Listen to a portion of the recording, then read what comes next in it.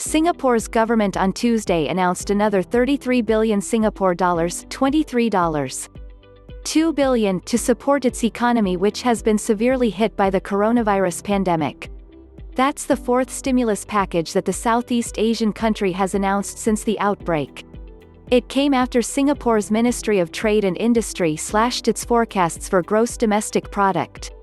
It now expects GDP to shrink by between 4.0% and 7.0% in 2020, its third downgrade in economic projections this year.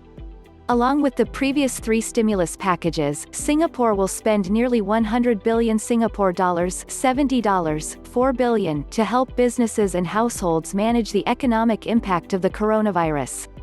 That's almost 20% of the country's GDP, said Deputy Prime Minister and Finance Minister Heng Swee Keat. This is a landmark package, and a necessary response to an unprecedented crisis, Heng said in a speech to Parliament.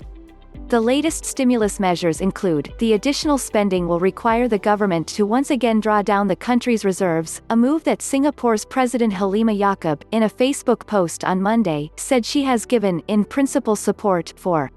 The exact amount of Singapore's reserves is a state secret, but various estimates have placed it at hundreds of billions in US dollars.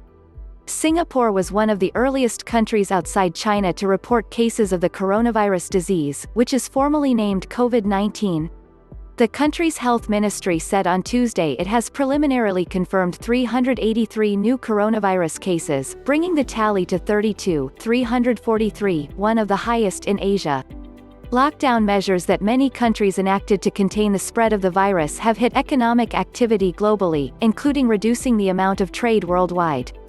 Several economists have named Singapore as one of the most vulnerable economies in the pandemic given its reliance on trade for growth. Domestically, the Singapore government imposed restrictions such as temporary closures of schools and most workplaces in early April. Those measures are expected to be gradually lifted starting next month.